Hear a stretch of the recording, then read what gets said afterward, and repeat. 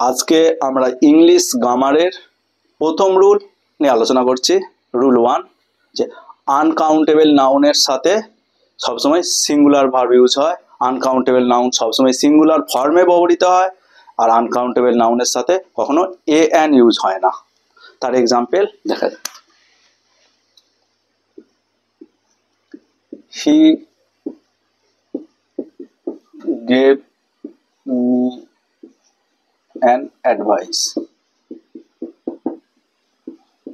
এখানে আমাদের রং হচ্ছে অ্যান, কারণ আনকাউন্টেবল নাউনের সাথে এই আর্টিকেল ইউজ হয় না।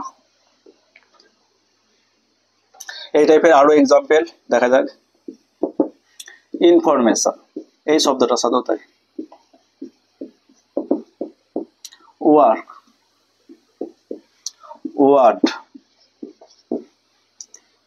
ফুড, ফুয়েল, মিষ্টি।